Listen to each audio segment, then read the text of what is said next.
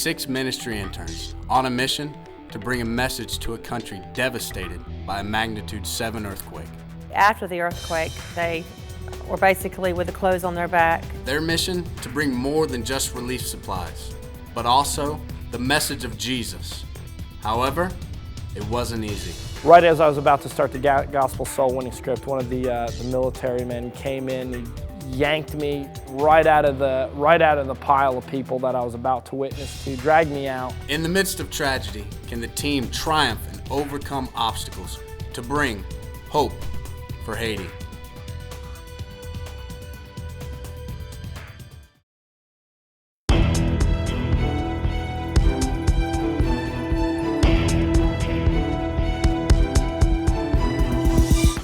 My first reaction when I went to Haiti was, oh my gosh, I'm going to Haiti. When they said that you were going to go, I was excited, I was ecstatic. I've been to Dominican many times, but I've never been to Haiti. Right after the earthquake happened, I was with Rhonda and we were in kids' church and we were talking about it and we were praying for Haiti with the kids. And I just felt like inside, I was like, man, I think I'm going to go to Haiti.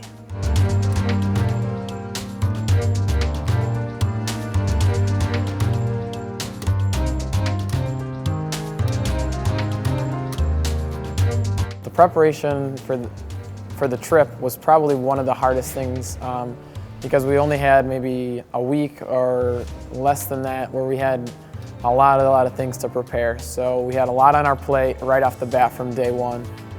We had to get all of the boxes measured. We had to find out what product we were taking, how many tents we were taking, what we had to buy, all of the finances for it, and there was only 6 of us to do all of it. We had to get our personal belongings packed up and basically spend a lot of time in the Word of God and with God to be prepared spiritually as well as physically for the trip. Well, we arrived there on Thursday and we flew into Miami and Miami into Santo Domingo, and we got there and we had a connection. The ride there was kind of exciting. By the time we made it to the Dominican Republic, it was, early hours in the morning, and we had some things scheduled, and it didn't just go as planned, and it was a ride through the Dominican back to the airport. Had to go get a TV and some water and so forth, but we talked to the guys that took us from the airport to, we told them we had to get a TV and we had to get a water, and they said, well, there's this town about an hour and a half away, headed towards the border, and you can get the TV and water there. And we're like, are you sure? For sure. And they said yes, and they're like, if not, then we can take it out of our pay. We headed out. Come to find out, we didn't have the TV or the water in the town, so they had to take us all the way back to Santo Domingo. So we didn't sleep that night, and then the next day we ended up renting like 2 taxi vans, and they did all the driving around for us. We got our water, got our television, and we made it to the border on time. Made it across the border really uneventfully. My first thought when we entered Haiti, it was almost, I felt like I was in a movie. Oh my goodness, this is beautiful. Right where you cross the border in the Dominican and go into Haiti is like a Caribbean scene. I mean, the sun was setting, it was like 5:30, 6 o'clock at night, and we were driving right into the sunset, mountains to our one side and the ocean to our other side, and it was just like, my goodness, here we are.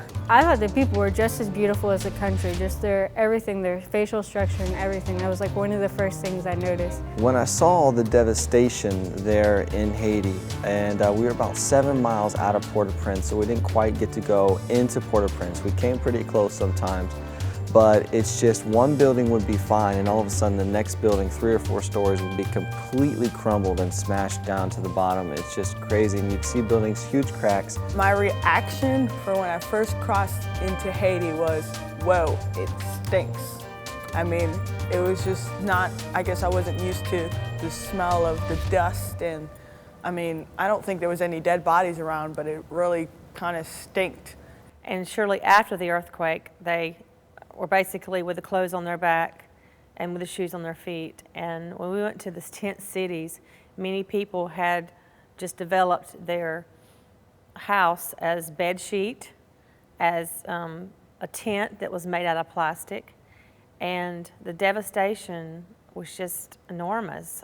It was basically only God can help them because the economic status as it was non-existent. and probably still is, but God, I'm sure, will make a way.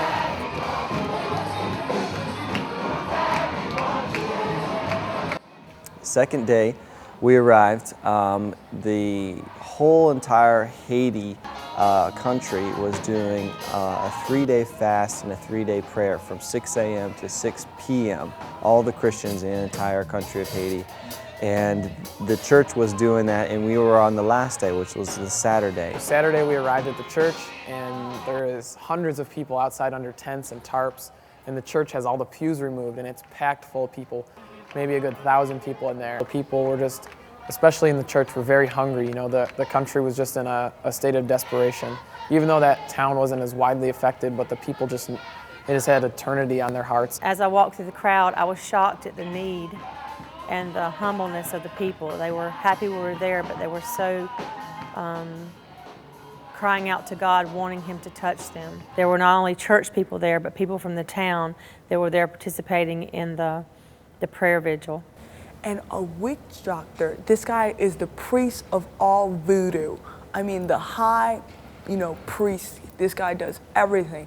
And he came to the meeting and he totally got set free. He got saved because after the earthquake, he lost everything. He doesn't have any place to go, nothing to do, no place to put his kids. So that's when he decided to give it all to Jesus. He went soul winning with us, and on the first day, he led over 30 people to the Lord. On the second day, he led over 100 people to the Lord. So not only he got saved and set free, but he got a passion for the soul. So his message today for those who's practicing voodoo, they have to come to Christ because voodoo cannot save them. Voodoo cannot do anything for them because today he's empty-handed, he has nothing but his life. So. Here I am, 20-year-old. I've never been to an actual mass crusade. I've never sat in any of them. I've never seen it on TV. I just heard about it.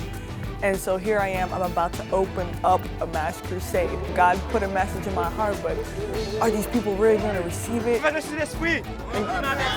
I start to say the prayer of salvation, and I'm about halfway through, and I see Troy in the distance, and there's a soldier, and he's dragging Troy by his book bag, and he's just dragging him out of there.